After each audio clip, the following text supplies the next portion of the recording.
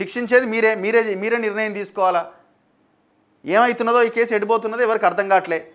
PCC అధ్యక్షుడికి KTR legal నోటీసులు, మహేష్ కుమార్ గౌడ్వి దిగజారుడు వ్యాఖ్యలు. నువ్వు దీని మీద మాట్లాడా? ఎవరు? కేటీఆర్. ఈ ఫోన్ ట్యాపింగ్ మీద ఒక స్టేట్మెంట్ అమ్మమ్మమ్మ అట్టెట్లు ఇస్తాం? ఇది మనకి మనకి మనకి వ్యతిరేకమైంది కదా, మనమే కదా ట్యాప్ చేసింది. ఎంత దుర్మార్గులు అంటే వీళ్ళు ఇంట్లో ఉన్న కుటుంబ సభ్యుల ఫోన్లు కూడా ట్యాప్ చేసుకున్నారు.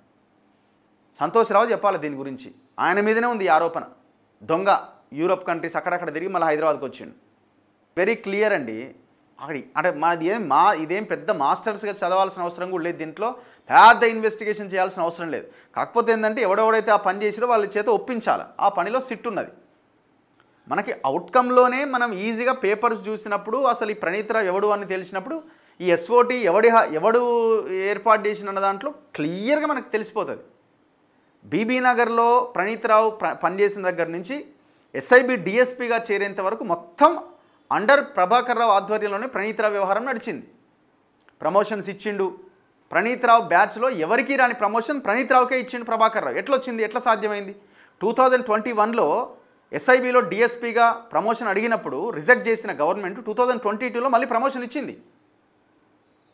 ఇవన్నీ క్లియర్ ఎవిడెన్స్ డేటా మన కళ్ళ ముందు కనబడుతున్నాయి.